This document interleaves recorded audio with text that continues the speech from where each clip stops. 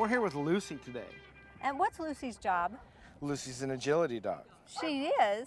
She's different shape and size. Well, she is a unique agility dog, and that just shows us that we can take any dog, and as long as they... World team dogs, let me just say. She's beat world team dogs.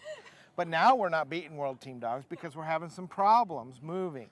And there's a difference of opinion as to whether it's a front end problem or a back end problem. How do I find that out, Dr. O? Because, you know, I mean, I see these dogs all the time, and I just go, oh, there it is, and fix it. But I can't ever figure out how to tell the owner. Well, we have diagnostics, and we can do diagnostics. We can do radiographs. We can do MRIs. We can do ultrasounds, and they're all going to point out But they're not going to problems. fix my dog. They're not going to fix the problem. And when I find them, I just fix it and they go home. We do chiropractic adjustment, and we fix it, or we put a needle in it, and we fix it. And then how are we supposed to know whether the problem that's showing up on an MRI or an ultrasound is the primary problem or a compensation? And I think that's the confusion that owners have because, and I don't blame them, they go to their usual veterinarian who's been trained like we were in vet school, and they get an MRI or they get a X-ray, and they have bone spurs or they have, you know, hip dysplasia, or they have, you know, whatever on the X-ray, but the dog's not limping in the back leg, so that their regular veterinarian has a tough time telling them what they need to treat. You and I, we adjust the dog and they get better, but the owner wants a name. A name. They want us to put a name on it, so I always tell them it's just bad dog syndrome. Well, and what is a chiropractor? Our diagnosis and what we treat is called a subluxation. And a subluxation is any joint, but especially those in the spine that do not have a full range of motion today.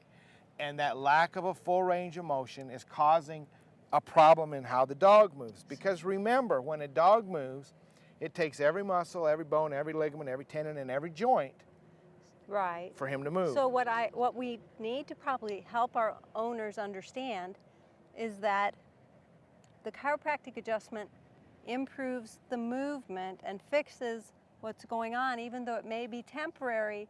It's the primary problem, and that all the diagnostic tools that our fellow veterinarians have is helpful in showing them where the problems might be, but they're not a fix for it. And remember, an X-ray has no pain.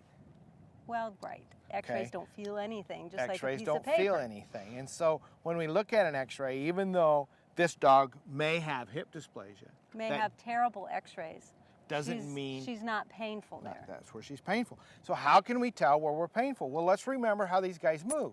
And remember, like I said, it takes everything to move. Okay, if we take and go uphill, what's that do to the weight? Gravity is all down here. Gravity is everything. Right. And movement is everything. And so when all the gravitational forces are here, whatever's down here is carrying a bigger load. And so a weakness or a lameness in the back end will get worse when we go up the A-frame, when we go up the dog walk, when we go up a slight hill. What if we go up in the car? Jumping up in the car. Now, when we do this, our problem increases toward the front because gravity is working more heavily on the front end. So now we're having troubles going down the dog walk. We're missing contacts on the bottom of the A-frame. So these might be dogs who don't actually walk down the dog walk but jump off of it. Jump off the dog walk. They miss the contact. They have trouble missing the contacts on the bottom of the A-frame. What about dogs who don't do agility? What if they're dogs who are fly ball dogs or rescue dogs or search dogs or... We can do the same type of things. We can ask them to walk up a handicap ramp or down a handicap ramp and watch them move.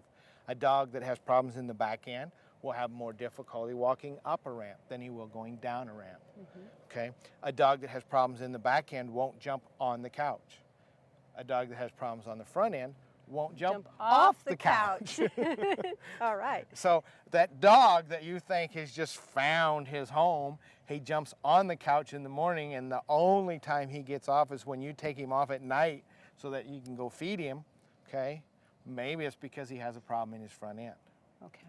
all right? And when they yelp, when they jump down from When things? that usually means it hurts. The thing about it is, let's look at what happens when this dog jumps. And I think Lucy will let me do this. Okay, so as Lucy comes down, her head comes up. So if she's going over a jump, her head comes up. She hits the ground. Gravity takes that head down. The neck stretches, and then all of a sudden she's going to come back up. You know what? Let me show you what that would be equivalent of. If Derek watches my neck now, and I'm driving down the road, somebody hits me from the back end, my neck goes back. I just got whiplash. Wait, can you do the sound effects again? Those were great. Okay, when dogs jump, they experience the same forces in their lower neck that we experience in any rear end collision over 8 miles an hour. Now, does that mean that these dogs shouldn't jump? No. That means that we should be trying to do things to help them jump better. Right. We should help them. Shorter takeoffs, longer landings will make the whiplash forces less. Because you're giving them a longer period of time over which to land, over which to extend the forces of down. That goes back. Now, and if we do have some whiplash type injuries, where are those going to be problems at? Well, we're going to have, in the agility field again, we're going to have problems weaving, because when we weave, our nose has to lead the way. Mm-hmm. We're going to have lower neck issues. When we're going to the top of the A-frame, okay? I've had people tell me that, oh my gosh, my dog just embarrassed me so much, I had to carry him off the course because he got to the top of the A-frame and just sat there. You mean he actually sat down? Yep, just sat there at the top of the A-frame.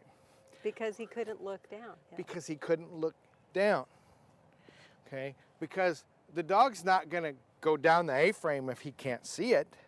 So he gets to the top of the A-frame, goes up the A-frame because he knows he's supposed to. Hey, how you doing? Because if we can't bend our neck and look down, we're not going to come down.